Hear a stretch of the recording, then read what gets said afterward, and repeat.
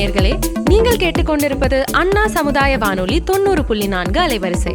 இது இந்தியாவின் முதல் சமுதாய வானொலி.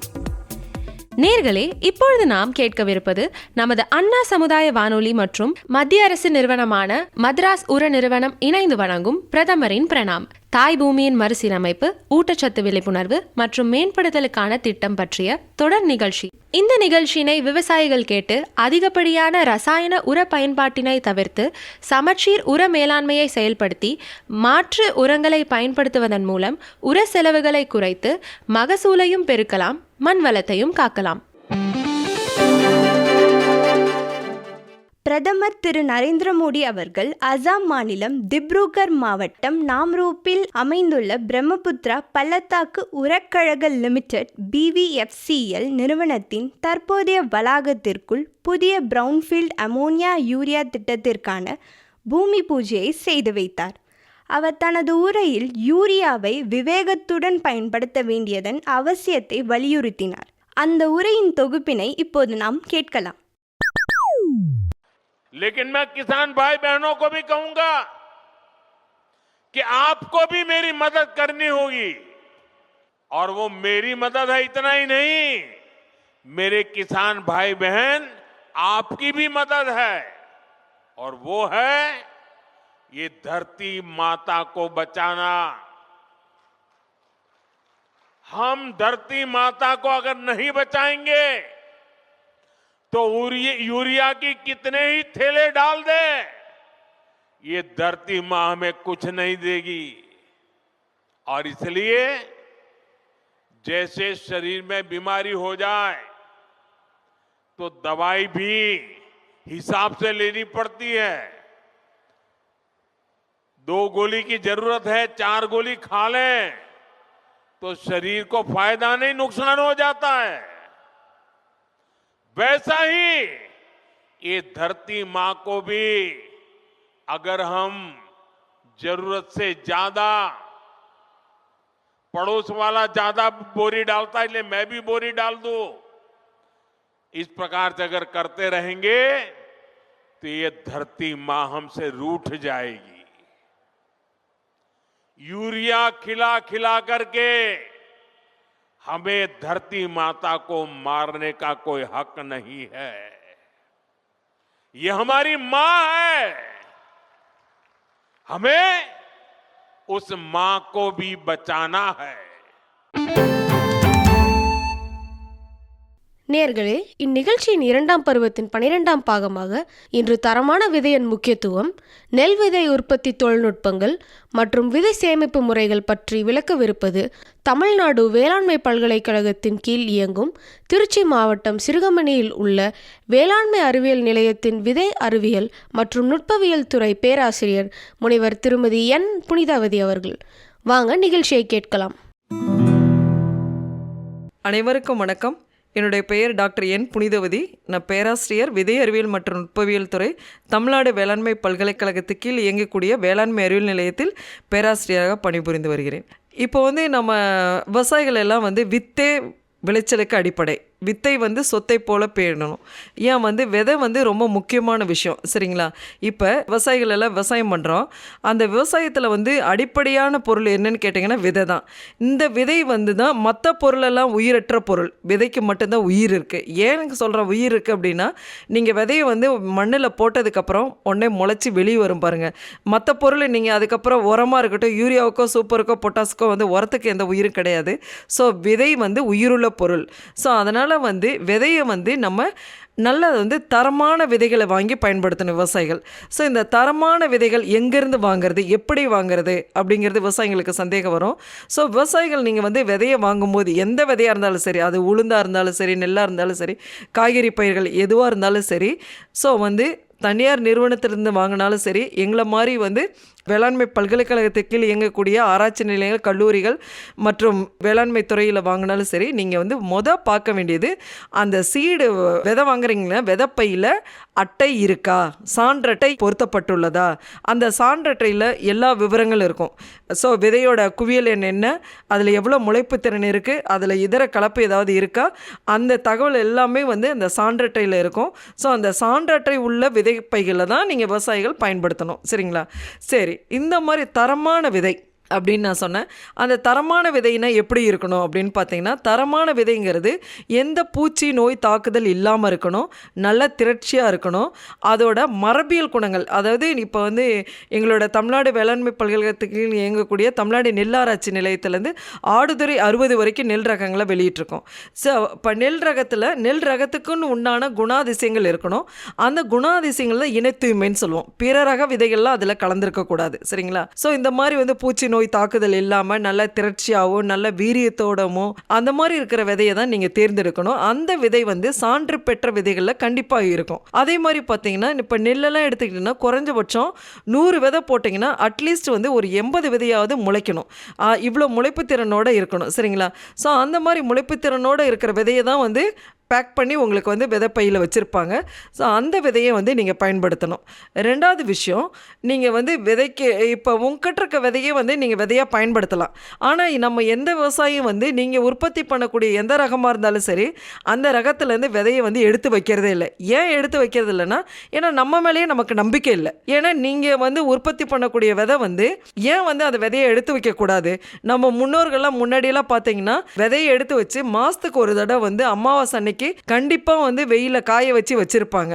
அதாவது உங்க வயல்ல விளைஞ்ச விதையை வந்து எடுத்து வச்சு ஒரு 3 பருவத்துக்கு 3 வருஷம் வந்து நீங்க வச்சிருக்கலாம். அதுக்கப்புறம் தான் வீரியம் குறைய ஆரம்பிக்கும். ஸோ அந்த மாதிரி விதையா நம்ம எடுத்து வைக்கும்போது என்ன பண்ணலாம் அப்படின்னா, உங்களோட விதையை நல்லா காய வச்சு இந்த தூசு துப்பு இல்லாம நல்ல விதை, அதாவது நீங்க வயல்ல விளையும் போதே நல்லா கலப்பு செடி, கலவன் சொல்லுவோம். கலவன் சொல்றது எப்படின்னா, நம்ம வயல் நெல்லிலே வந்து வேற நெல், அதாவது அதோட இலையோட அமைப்புல வித்தியாசம் இருக்கலாம், அந்த கதிரில் வந்து நெல்மணிகளோட அளவில் வித்தியாசம் இருக்கலாம். இந்த மாதிரி பார்த்தாவே வந்து மாறுபட்ட குணாதிசயங்களோடு இருக்கக்கூடிய செடியை வந்து நீங்கள் எடுத்துடணும். ஸோ நம்ம ரகத்தை மட்டும் எடுத்துட்டு நீங்கள் என்ன விளைவிச்சிங்களோ அந்த ரகத்தை எடுத்து அந்த விதையை கலெக்ட் பண்ணி அந்த விதையை வந்து நல்ல வெயிலில் வந்து நல்லா காய வச்சு நீங்கள் வந்து எடுத்து வச்சுக்கிட்டிங்கன்னா அடுத்த பருவத்துக்கு வரைக்கும், அதாவது ஒவ்வொரு இதுக்கும் காலாவதி பீரியட் இருக்க மாதிரி விதைக்கும் வந்து காலாவதி பீரியட் வந்து 9 மாதம் இருக்குது. ஸோ இந்த 9 மாதத்துக்குள்ளே அடுத்த பருவத்துக்கு வந்து நீங்கள் அந்த விதையை வந்து விதைச்சிடணும். 9 மாதத்துக்கு அப்புறம் நீங்கள் விதைக்கக்கூடாது, விதையை பயன்படுத்தக்கூடாது. சப்போஸ் வந்து நீங்கள் எடுத்து வச்சிருக்க விதையில் வந்து முளைப்பு திறன் 80% இருந்தது, இல்லை 9 மாதத்துக்கு அப்புறம் கொஞ்சம் 78% தான் இருக்குன்னு வச்சுங்களேன். ஸோ அப்போ 2% தான் குறைஞ்சிருக்கு அப்படிங்கும்போது நீங்கள் அதை விதையை பயன்படுத்தலாம். என்னென்னா விதையோட அளவு வந்து கூட்டிக்கணும், அவ்வளோதான். ஸோ ஒரு ஏக்கருக்கு வந்து நம்ம வந்து 16 கிலோ போடுறோன்னா 16 கிலோ போகிற இடத்துல 20 கிலோவா 4 கிலோ வந்து சேர்த்து போடுங்க. ஸோ அதனால் வந்து நம்ம வந்து பயிரோட எண்ணிக்கையை பராமரிக்க முடியும். அதனால் விவசாயிகள் ஒவ்வொருத்தரும், அதாவது எங்களோட பொது நிறுவனமாக இருந்தாலும் சரி, தனியார் நிறுவனம், எல்லாமே உங்களோட தேவையில் வந்து 20% தான் வந்து பூர்த்தி பண்ண முடியும். மீதி 80% பூர்த்தி பண்ண முடியாது. அதனால் நீங்கள் வந்து ஏன் ஒவ்வொருத்தருமே விவசாயிகள் எல்லாருமே வந்து விதை உற்பத்தியாளராக மாறிட்டீங்க அப்படின்னா, நீங்கள் உற்பத்தி பண்ண விதையை வந்து உங்களோட அக்கம் பக்கத்தில் இருக்க வயல்காரங்களுக்கு கொடுக்கலாம், உங்கள் சொந்த பந்தத்துக்கு கொடுக்கலாம். அதுக்கப்புறம் வந்து தானியமாக விற்கிறத விட விதையாக விற்கும்போது அதுக்கு உண்டான விலை கிடைக்கும். உங்களோட பொருளாதாரமும் மேம்படுறதுக்கு வந்து நிறைய வாய்ப்பு இருக்குது. அதனால் விவசாயிகள் வந்து கண்டிப்பாக வந்து தானிய உற்பத்தியில் ஈடுபடுறதை விட விதையாக உற்பத்தி பண்ணி விதையாக வச்சுக்கணும். நீங்களும் வந்து உங்கள் விதையை எடுத்து சேமித்து வச்சுக்கலாம். நீங்கள் பண்ண வேண்டிய ஒரே விஷயம், விதையை சேமித்து வைக்கும்போது நீங்கள் அடிக்கடி வந்து வெயில், ஒரு மாதத்துக்கு ஒரு தடவை வெயில் எடுத்து காய வைக்கணும். சரியான ஈரப்பதம் இருக்கான்னு தெரியணும். சரியான ஈரப்பதம் இருக்குதான்னு தெரிஞ்சுக்கிறதுக்கு நீங்கள் விதையை எடுத்து பழுக்கு நடுவில் வச்சு கடிச்சிங்கன்னா நல்லா கடுக்குன்னு ஒரு சவுண்டு வரும். அந்த சத்தம் வந்தாவே நம்ம வந்து விதையை வந்து சரியான ஈரப்பதத்தில் காய வச்சு இருக்கோம் அப்படிங்கிறது அர்த்தம். இப்போ வந்து எல்லாருமே வந்து இயற்கை விவசாயத்துக்கு மாறி வரும். ஸோ அதனால் நீங்கள் விதையை எடுத்து வைக்கும்போது அந்த பூசணக்கொல்லி பெவிஸ்டின்னு ஒரு மருந்து இருக்குது, அதை வந்து பூசணக்கொல்லி அதை வந்து 1 கிலோவுக்கு வந்து 2 கிராம்ங்கிற அளவில் வந்து கலந்து வைக்கலாம். இதனால் எந்த நோயிலேருந்து நம்ம விதையை வந்து காப்பாற்ற முடியும். அப்படி இல்லைன்னா இயற்கையில் விளையக்கூடிய அந்த வந்து நம்ம வேப்பந்தலை, நொச்சி இலை, வந்து புங்க இலை, இந்த இலைகள்லாம் கூட விதையோட கலந்து வைக்கலாம். ஸோ எந்த விதமான பூச்சிகளும் வராது. சரிங்களா? அதுக்கப்புறம் வந்து நல்லா காரமாக இருக்க வசம்பு பவுடர் யூஸ் பண்ணலாம், வசம்பு தூள். அதுக்கப்புறம் வந்து சில பேர் வந்து விவசாயிகள் வந்து நான் அங்கே பார்க்கும்போது மிளகா கூட வந்து விதையோட கலந்து வச்சுருக்காங்க. ஸோ இந்த மாதிரி காரமான தன்மை இருக்கும்போது எந்த விதமான பூச்சி நோயும் வராது. ஈரப்பதத்தை சரியான ஈரப்பதத்தில் நம்ம விதையை காய வச்சு வச்சாவே நம்மளோட விதைகளை வந்து எந்த ஒரு பூச்சி நோய் தாக்குதல் இல்லாமல் பாதுகாக்க முடியும். அதே மாதிரி 9 மாதம் தான் விதையாக பயன்படுத்தணும். சரிங்களா? இப்போ விதை உற்பத்தி அப்படின்னு நம்ம போகும்போது பொதுவான காரணிகளை பார்க்கணும். சரிங்களா? சரி, இப்போ வந்து நீங்கள் வந்து தரமான குணாதிசயங்களோடு இருக்கிற விதையை வந்து தேர்ந்தெடுத்துட்டீங்க. இந்த தேர்ந்தெடுத்த விதையை வந்து நல்ல நிலத்தேர்வு வந்து முக்கியமான விஷயம். ஸோ நிலத்தை நம்ம எப்படி விதை உற்பத்திக்கு தேர்ந்தெடுக்கணும் அப்படின்னா, அந்த நிலத்தில் வந்து நீங்கள் இப்போ போட போகிறீங்க ஒரு ரகம் ஆடுதுறை 60 போடுறீங்கன்னு வச்சிங்களேன். முந்தைய பருவத்தில் ஆடுதுறை 60 போட்டிருந்தா பரவாயில்ல. ஸோ ஆடுதுறை 54 அந்த ரகத்தில் போட்டிருக்கோம் அப்படின்னா, ஸோ வயலை வந்து நல்ல இப்போ வந்து பொதுவாக வந்து நல்லா தண்ணி விட்டு நல்லா சேடையை பாய்ச்சிட்டு நல்லா விதை முளைச்சதுக்கப்புறம் நல்லா மக்க வச்சுட்டு தான் நீங்கள் வந்து இது பண்ணணும். அதே சமயத்தில் அந்த மண் வந்து கலர் ஓவர் மண் இல்லாமல் பார்த்துக்கணும். சரிங்களா? நல்லா வந்து பலமான பூமியாக இருக்கணும், தண்ணி தேங்காமல் இருக்கணும், நல்ல காற்றோட்ட வசதியோடு நமக்கு வந்து விதை உற்பத்தி பண்ணும்போது நல்ல காற்று வந்து முக்கியமான விஷயம். ஸோ அதனால் காற்று எதிர் திசைக்கு வந்து நம்ம நடக்கூடாது. அதே சமயத்தில் கலர் ஓவர் மண் இல்லாத நிலமாக தேர்ந்தெடுத்துட்டோம். ஸோ இந்த மாதிரி நிலத்தை தேர்ந்தெடுத்துட்டிங்க, விதையை தேர்ந்தெடுத்துட்டிங்க. சரிங்களா? என்ன பருவத்தில் சரியான பருவத்தில் நம்ம வந்து விதைக்கணும். சரிங்களா? ஸோ பருவம் தவறி விதைக்கும் போது என்ன ஆகும் அப்படின்னா, சப்போஸ் நீங்கள் வந்து அறுவடை தருணம் வந்து மழை காலத்தோடு போகுதுன்னு வச்சுங்களேன். அப்போ என்ன ஆகும் அப்படின்னா, அறுவடை தருணம் மழை காலத்தோடு ஒத்து போகும்போது நீங்கள் வந்து கண்டிப்பாக வந்து விதை வந்து மழையில் நினையும் போது அதனோட ஈரத்தன்மை வந்து அதிகமாகும். ஈரப்பதம் அதிகமாகிருச்சு அப்படின்னாவே பூச்சி பூஞ்சான தாக்குதல் அதிகமாகும். ஸோ அதனால் வந்து நம்ம அறுவடை பண்ணக்கூடிய தருணம் வந்து வறண்ட சூழ்நிலை இருக்கிற மாதிரி நம்ம பார்த்துக்கணும். சரிங்களா? ஸோ நிலத்தேர்வு பண்ணிட்டோம், விதையை தேர்ந்தெடுத்துட்டீங்க, நல்லா வந்து பருவத்தை தேர்ந்தெடுத்துட்டோம். அதுக்கப்புறம் நீங்கள் வந்து விதைக்கிறீங்க. இப்போ ஏன் வந்து நம்ம விதைக்க ஏதாவது விதை நேர்த்தின்னு ஏதாவது பண்ணுறோமா? யாருமே பண்ணுறது கிடையாது. ஏன்னா ஒரு 5% மக்கள் கூட விவசாயத்தில் ஈடுபட்டிருக்கவங்க விதை நேர்த்திங்கிற விஷயத்தை பண்ணுறதே கிடையாது. எதனால் சொல்கிறேன்னா, இப்போ எப்படி நம்ம வீட்டில் ஒரு குழந்தை பிறக்குது, அந்த குழந்தைக்கு வந்து டாக்டர் தடுப்பூசி எழுதி தருவார். 3ஆவது மாதத்தில் வந்து தட்டம்மைக்க போடுங்க, 6ஆவது மாதத்தில் வந்து ட்ரிபிளம்னு சொல்லுவாங்க, அந்த மீசில்ஸ், அதாவது பெரிய அம்மை, இதுக்கெல்லாம் வந்து தடுப்பூசி. அது மாதிரி வந்து அது விதையும் வந்து ஒரு உயிருள்ள பொருள், அது குழந்தை மாதிரி தான். ஸோ அந்த குழந்தைக்கு வந்து நம்ம விதை நேர்த்தி வந்து ரொம்ப முக்கியமான விஷயம். நீங்கள் கரெக்டாக விதை நேர்த்தி பண்ணி போட்டிங்கன்னா அந்த விதை வந்து முளைச்சி வரும் பொழுது நல்ல வீரியமாக ஆக்கமாக வரும்.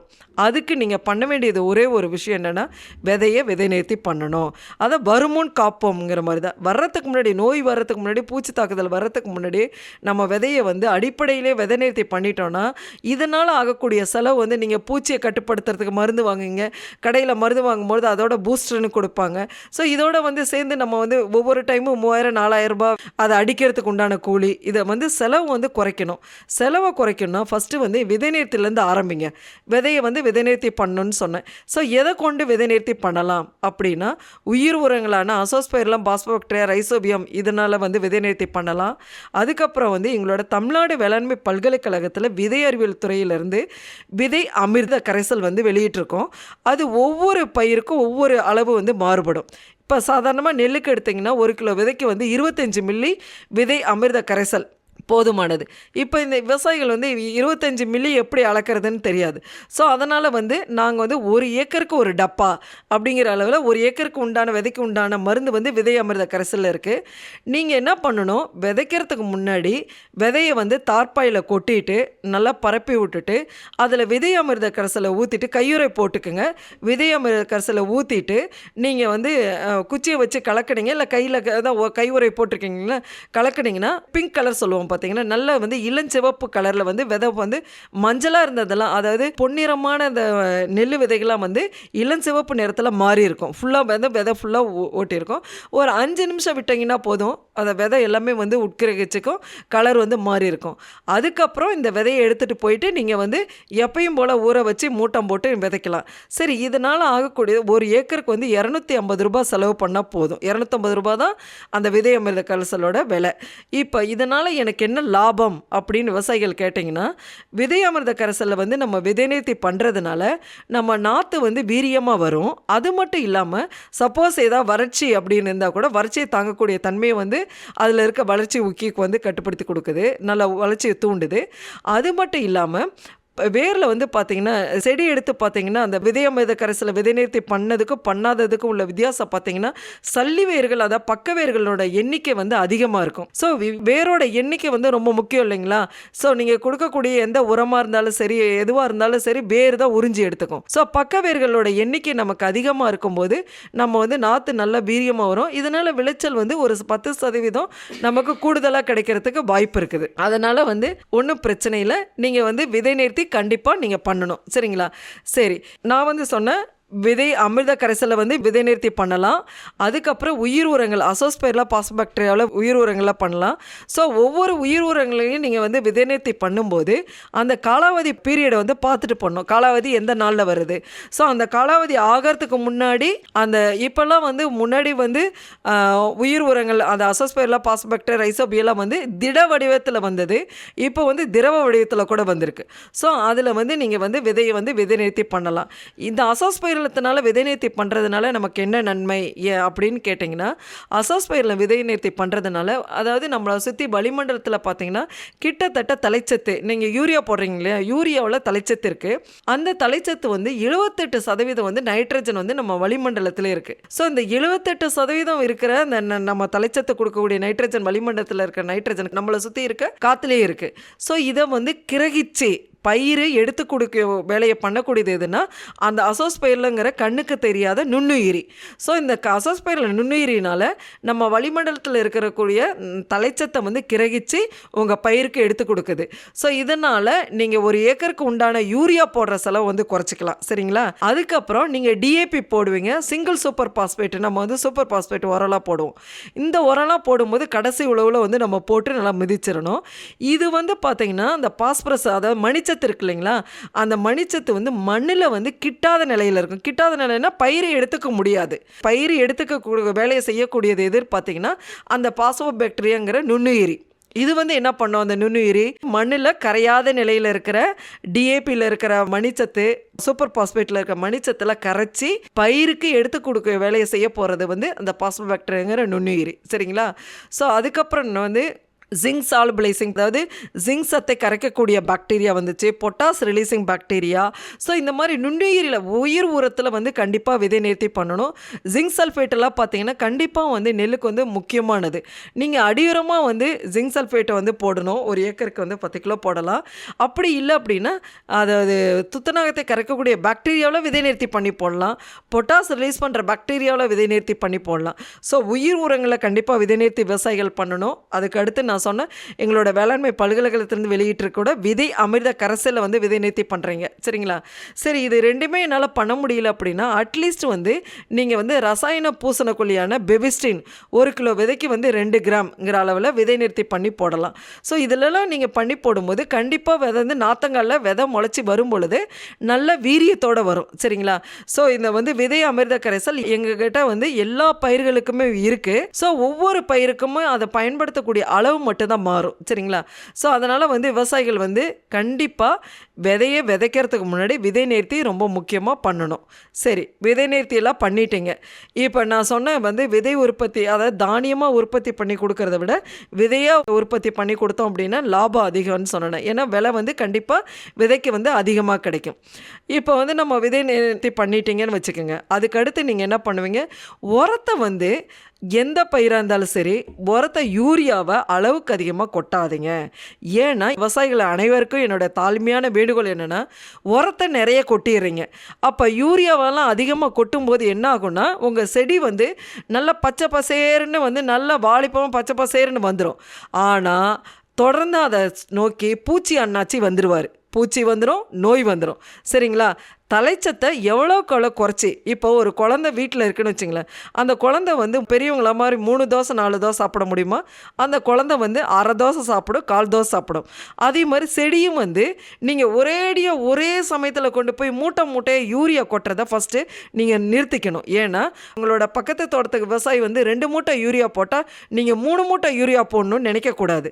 அந்த அளவை வந்து ரொம்ப குறைச்சிக்கணும். எந்த அளவுக்கு யூரியாவை 4 தவணையாக நெல் பயிரோட பல்வேறு வளர்ச்சி காலத்தில் பிரித்து போடணும். ஒன்று நீங்கள் அடியுரமாக போடணும். சப்போஸ் நீங்கள் அடியுரமாக யூரியா போட முடியல அப்படின்னா அதுக்கப்புறம் நீங்கள் நெல் நடவு நட்டுருவீங்க இல்லையா, நடவு நட்டு 10 நாளைக்குள்ளார யூரியாவை போடுங்க. ஏன்னா 10 நாள் கழிச்சு தான் புது வேர் வரும். புது வேர் வரும்பொழுது யூரியா எடுத்துக்கும். அதே சமயத்தில் அந்த தூர்க்கட்டும் பருவத்தில் யூரியாவும் பொட்டாசும் போடணும்.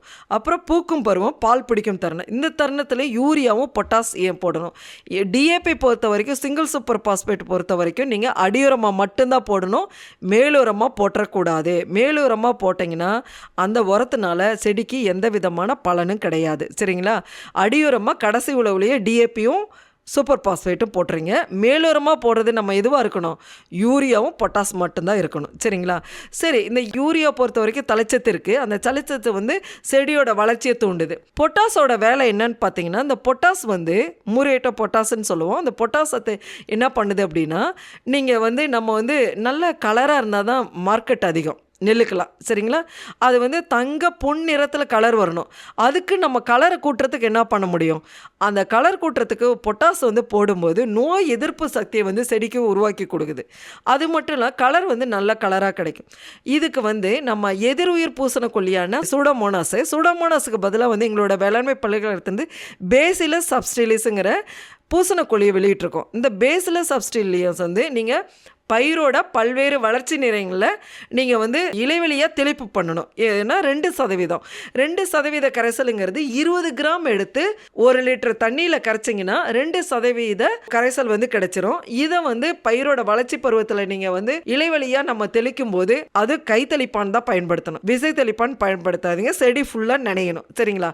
ஸோ அந்த மாதிரி பண்ணும்போது நமக்கு என்ன ஆகும்னா, செடிக்கு வந்து நோய் எதிர்ப்பு சக்தியை கொடுக்குது. அது மட்டும் இல்லாமல் விதை வந்து தங்க பொன்னிறத்தில் வரும். சரிங்களா? பேசிலஸ் சப்ஸ்டிலிஸ் எதிர் உயிர் பூசணக்கொல்லியை பயன்படுத்தணும். ஸோ இந்த மாதிரி நீங்கள் பயன்படுத்திட்டீங்க. உரத்தை வந்து அளவாக பிரித்து போடுறீங்க. அப்புறம் வந்து விதை உற்பத்திக்கு நம்ம போகும்போது நம்ம முக்கியமான பார்க்கறது என்ன, கலப்புன்னு சொல்லுவோம். கலப்பு பார்த்தீங்கன்னா, அதாவது ஒரே ஒரு விதை கலப்பு விதை இருந்ததுன்னா அது 80 விதையாக வந்து மாறும். நெல்லில் பொறுத்த வரைக்கும் ஒரு விதை விட்டிங்கன்னு வச்சுங்களேன், 80 விதை கலப்பு விதை மாறும்.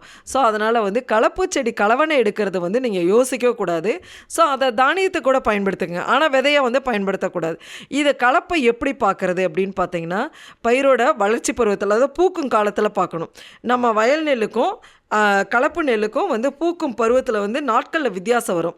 ஸோ அந்த மாதிரி வித்தியாசமாக தெரிகிற செடியெல்லாம் பிடிங்கிடலாம். அதுக்கப்புறம் கலப்பு வந்து இலையோட அமைப்பில் வித்தியாசம் வரும், கதிரோட நீளத்தில் வித்தியாசம் வரும். அந்த கதிரில் பக்கத்தில் இருக்க கண்ணாடியில் இருக்க பார்த்தீங்களா, கண்ணாடி இலையோட கோணத்தில் வந்து வித்தியாசம் இருக்கும். அதுக்கப்புறம் நெல்லோட சைஸில் வந்து வித்தியாசம் இருக்கும், நெல்லோட நீள அகலத்தில் வித்தியாசம் இருக்கும். உங்களுக்கு பார்த்தாவே கலப்பு செடி நல்லா தெரியும். ஸோ அதை பூக்கும் காலத்துலேருந்தே நல்லா நம்ம தரவாக பார்க்கணும். ஸோ இந்த மாதிரி கலப்பு செடி ஏதாவது இருந்ததுன்னா, கலவன்னு சொல்கிறாங்களா, அந்த கலப்பு செடியை வந்து நம்ம எடுத்து தானியத்தை பயன்படுத்த, இல்லை வந்து ஆடு மாட்டுக்கு போட்டு விட்டுறலாம். சரிங்களா? அப்போ வந்து நல்ல விதையை மட்டும், நல்ல தரமான குணாதிசயங்கள் இருக்கிற செடியை மட்டும் நீங்கள் உற்பத்தி பண்ணுறீங்க. அதுலேருந்து நீங்கள் விதையை எடுத்து பயன்படுத்த போகிறீங்க. சரி, நீங்கள் விதையெல்லாம் எடுத்து வச்சிட்டிங்க. அந்த எடுத்து வச்ச விதையை வந்து எப்படி சேமிக்கிறது அப்படிங்கிறது முன்னாடியே சொன்னேன். நீங்கள் சேமிக்கும் போது வசம்பு பவுட்ரு, இந்த நொச்சியில் புங்கல்ல வேப்பிலையெல்லாம் போட்டு சேமிங்கன்னு சொன்னேன். அப்புறம் மூட்டையை வந்து நீங்கள் அடுக்கி வைக்கும்போது மிக முக்கியமாக நம்ம கவனிக்க வேண்டியது என்னென்னா, விவசாயிகள் அனைவரும் அந்த செவுத்தோட ஒட்டி வந்து மூட்டையை வைக்கக்கூடாது. ஏன் செவுத்தோட வைக்கக்கூடாதுன்னு சொல்கிறேன்னா, செவுத்தில் இருக்கிற ஈரப்பதத்தை வந்து உறிஞ்சதுனால என்ன ஆகும் அப்படின்னு பார்த்தீங்கன்னா, விதையோட ஈரத்தன்மை வந்து அதிகமாயிரும். ஈரத்தன்மை அதிகமாகிச்சுன்னா பூச்சி நோய் தாக்குதல் வந்துடும். சரிங்களா? ஸோ அதனால் விவசாயிகள் அடுக்கி வைக்கும்போது மரக்கட்டை இருக்கு இல்லைங்களா, மரக்கட்டையோ பலகையோ ஏதோ பலகையை போட்டு, அந்த தரையில் இருக்க ஈரமும் நம்ம விதைப்பைக்கு போகக்கூடாது, செவுத்தில் இருக்கிற ஈரமும் விதைப்பைக்கு வந்துடக்கூடாது. சரிங்களா? அப்போ ஒரு 6 மூட்டை தான் ஒரு வரிசையில் அடுக்கணும். அதுக்கு மேலே ரொம்ப அழுத்தக்கூடாது. இப்போ 6 மூட்டைக்கு மேலே ஒரு 10 மூட்டை அடுக்கி வச்சுறீங்கன்னு வச்சுங்களேன். இதனால் என்ன ஆகும் அப்படின்னு பார்த்தீங்கன்னா, 6 மூட்டைக்கு மேலே போகும்போது விதை வந்து பையை வந்து அழுத்தும். அப்போ அழுத்தும் போது நம்மளோட விதையோட முளைப்பு திறன் வந்து குறையறதுக்கு வாய்ப்பு நிறைய இருக்குது. ஸோ அதனால் விவசாயம் என்ன பண்ணும், 6 மூட்டைக்கு அப்புறம் நீங்கள் அடுக்கி வைக்காதீங்க. இந்த 6 மூட்டையும் மாதத்துக்கு ஒரு தடவை, 2 மாதத்துக்கு ஒரு தடவை மேலே இருக்க மூட்டை கீழே வரணும், கீழே இருக்க மூட்டை மேலே போகணும். இப்படி மாறி மாறி அடுக்கி வைங்க. அப்புறம் தவறாமல் மாதத்துக்கு ஒரு தடவை வந்து விதையை எடுத்து அமாவாசை அன்னைக்கு காய போட்டுருங்க. ஏன் அமாவாசை சொல்கிறோன்னா, நம்ம முன்னோர்களுக்கு நம்ம அமாவாசை விரதம் இருக்கிறதுல திதி கொடுக்கறதே நம்ம மறக்க மாட்டோம். சரிங்களா? அதனால் இந்த அமாவாசை தினத்தன்னைக்கு வந்து விதையை எடுத்து காய வச்சு பக்குவப்படுத்தி வச்சிட்டிங்கன்னா, அந்த விதையை 3 வருஷம் வரைக்கும் நீங்கள் உங்கள் வயலில் பயன்படுத்தலாம். 3 வருஷத்துக்கு மேலே போகும்போது தான் புது விதை பயன்படுத்தணும். ஏன்னா 3 வருஷத்துக்கு மேலே போகும்போது அதனோட வீரியம் வந்து குறைய ஆரம்பிக்கும். அதனால் கண்டிப்பாக வந்து இப்படி பயன்படுத்திக்கலாம். ஸோ விதையெல்லாம் நேர்த்தி பண்ணிவிட்டு நம்ம விதைச்சிட்றோம். ஸோ விதைச்சதுக்கப்புறம் வந்து நம்ம வந்து நாற்றங்காலில் வந்து இதுக்கு முன்னாடி நம்மளோட மண்ணிலையும் பார்த்தீங்கன்னா ஆர்கானிக் கார்பன் சொல்லுவோம். அதாவது அங்கக கரிமச்சத்து வந்து ரொம்ப கம்மியாக இருக்குது. அது வந்து 1% இருக்கணும். ஆனால் நம்மளோட நிலத்துல எல்லாமே 1% கீழே தான் இருக்குது. ஸோ இதுக்கு நான் என்ன பண்ணுறது அப்படின்னு விவசாயிகள் நீங்கள் கேட்டிங்க அப்படின்னா, நல்லா வந்து நம்ம வந்து பசுந்தாள் உரப்பயிர்களாக இருக்கு இல்லைங்களா, வந்து கேள்விப்பட்டிருப்பீங்க. பசுந்தாள் உரப்பயிரான சணப்பை, தக்கப்பூண்டு, அகத்தி, சீம அகத்தி, கொளிஞ்சி, அவுரி, இந்த செடிங்கள்லாம் இதெல்லாம் வந்து பசுந்தாள் உரப்பயிர்கள். இந்த பசுந்தாள் உரப்பயிர்கள்லாம் உங்களோட வயலில் போட்டு பூக்கும் தருணத்தில் நல்லா மடக்கி உழுதுருங்க, சரிங்களா? அப்போ உழுகும்போது என்ன ஆகும் அப்படின்னா, நம்ம மண்ணில் வந்து நல்லா வந்து தலைச்சத்தை அதே மட்டும் இல்லாமல் வளமான பூமியாக, அதை ஏற்கனவே நம்ம வந்து நம்மளோட மண்ணில் வந்து வளம் குறைஞ்சிட்டு வருது. இந்த மாதிரி நீங்கள் வந்து அடிக்கடி நீங்கள் அதாவது உங்களோட பயிர் பண்ணுறதுக்கு ஒரு 45 நாள் 50 நாள் இருக்கும்போதே இந்த விதையை போட்டுட்டு பூக்கும் தருணத்தில் நீங்கள் மடக்கி உளுந்துடணும். ஏன்னா பூ அப்புறம் காயாயிரும். ஸோ அது பிரயோஜனம் இல்லை. பூக்கும் போதே நீங்கள் மடக்கி உளுந்துட்டிங்கன்னா உங்களோட மண்ணில் வந்து அங்கே கரிமச்சத்து அதிகரிக்க வாய்ப்பு இருக்குது. அதே மாதிரி எல்லார் வீட்லேயும் நம்ம மாடு வச்சுருப்போம் இல்லைங்களா? ஆடு மாடு வச்சுருக்கும் போது அந்த தொழு உரத்தை கண்டிப்பாக மண்ணில் வந்து போடுங்க வயலில். ஸோ தொழு உரத்தை நல்லா மக்க வச்சு போடுங்க. மக்க வச்சு போடுறதுக்கு உங்கள் குப்பை குழியில் நல்லா வந்து நம்ம தண்ணியை கொஞ்சம் விடுங்க. அடிக்கடி தண்ணி விட்டுட்டு இருந்தீங்கன்னா சீக்கிரம் வந்து மக்கிரும் சாணம்லாம். ஸோ சாணியெல்லாம் வந்து அந்த தொழு உரத்தை வந்து அடிக்கடி, அதாவது ஒரு ஏக்கருக்கு சராசரியாக ஒரு 5 டன்னாவது நம்ம வந்து வயலில் வந்து நம்ம போடணும், சரிங்களா? ஸோ தொழு உரம் முக்கியமான விஷயம். பசுந்தாள் பயிர்களை வந்து உரப்பயிரை வந்து நட்டுன்னா அதுக்கப்புறம் நிறைய முன்னாடி என் தாத்தா பாட்டெல்லாம் வந்து விவசாயம் பண்ணிகிட்டு இருக்கும்போது இலை தலையெல்லாம் நிறைய போடுவாங்க. வாத நாராயணம், வேப்ப இலை, இந்த இலையெல்லாம் எருக்க இலை, இதையெல்லாம் கட் பண்ணி கொண்டாந்து வயலில் போட்டு வந்து நெல் வயலில் வந்து சேடப்பாயிரத்துக்கு முன்னாடி இது பண்ணுவாங்க. ஸோ இப்போ நம்ம வந்து அந்த மாதிரி தலைகள் எல்லாம் எதுவுமே போடுறதில்ல. ஸோ அந்த மாதிரி தலையெல்லாம் வயலை சுற்றி இருக்கிற மரத்துலேருந்து வெட்டிட்டு வந்து தலையை கொஞ்சம் போட்டு நீங்கள் விதைங்க. ஸோ இந்த மாதிரி வந்து நம்ம வந்து நம்மளோட நிலத்தை வந்து நல்லா வளமிக்க பூமியாக மாற்றிட்டு நீங்கள் விதை உற்பத்திக்கு போகும்போது கண்டிப்பாக நம்ம எதிர்பார்க்கக்கூடிய விளைச்சலை வந்து நம்ம எடுக்க முடியும், சரிங்களா? ஸோ விவசாயிகள் அனைவரும் என்னோட தாழ்மையான வேண்டுகோள் என்னென்னா, விதையை வந்து சொத்தை போல பேணும். அது மட்டும் இல்லை, வித்தே விளைச்சலுக்கு அடிப்படை, சரிங்களா? ஸோ நல்ல தரமான குணாதிசயங்களோடு இருக்கிற விதையை தான் நீங்கள் விதைக்கு பயன்படுத்தணும். ஸோ விதை பேக் வாங்கும்போது நான் என்ன சொன்னேன், சான்றட்டை இருக்கான்னு பார்த்து வாங்கணும். அதுக்கப்புறம் விதை நேர்த்தி பண்ணணும். அதுக்கப்புறம் சேமித்து வைக்கிறதுலையும் இந்த மாதிரி சின்ன சின்ன தொழில்நுட்பத்தை வந்து கடைபிடிச்சிங்கன்னா கண்டிப்பாக விவசாயிகள் அனைவரும் விதை உற்பத்தியாளராக மாறி அதனால் உங்களோட பொருளாதாரம் மேம்படுங்கிறத இத்தருணத்தில் கேட்டுக்கொள்கிறேன். ஸோ கண்டிப்பாக வந்து விளைச்சலை எடுத்து உங்களோட வாழ்க்கையில் நீங்கள் பல்வேறு பொருளாதார வளர்ச்சி, உங்களோட வாழ்க்கை வந்து முன்னேறணுங்கிறத இத்தருணத்தில் கேட்டுக்கொள்கிறேன். இந்த வாய்ப்பு அளித்த அண்ணா சமுதாய வானொலி மற்றும் மதராஸ் உர நிறுவனத்திற்கும் முதற்கண் என்னுடைய தனிப்பட்ட முறையிலும் சரி, என்னுடைய தமிழ்நாடு வேளாண்மை பல்கலைக்கழகத்தின் சார்பாகவும் நன்றியை தெரிவித்துக் கொள்கிறேன். மேலும் விவசாய பெருங்குடி மக்கள் அனைவரும் விதை சம்பந்தமான உங்களுடைய சந்தேகங்களுக்கு என்னை தொடர்பு கொள்ள வேண்டிய அலைபேசி எண் 97 15 62 67 96. இந்த அலைபேசி எண்ணில் என்னை தொடர்பு கொள்ளலாம். உங்களுக்கு சேவை புரிய ஆர்வத்துடன் உள்ளேன். நன்றி, வணக்கம். நேயர்களே, இதுவரை நீங்கள் கேட்டது நமது அண்ணா சமுதாய வானொலி மற்றும் மத்திய அரசின் நிறுவனமான மதராஸ் உர நிறுவனம் இணைந்து வழங்கிய பிரதமரின் பிரணாம் திட்டத்தை பற்றிய தொடர் நிகழ்ச்சியின் 2ஆம் பருவத்தின் 12ஆம் பாகம். மீண்டும் அடுத்த நிகழ்ச்சியில் சந்திப்போம். நன்றி, வணக்கம்.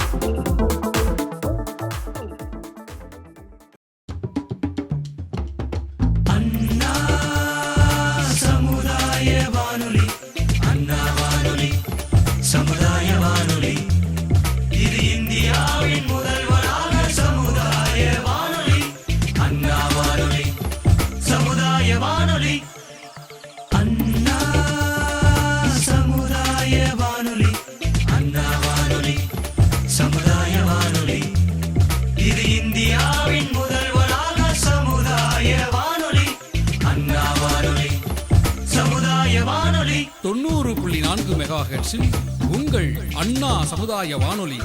புதிய சமுதாயம் படைப்போம்.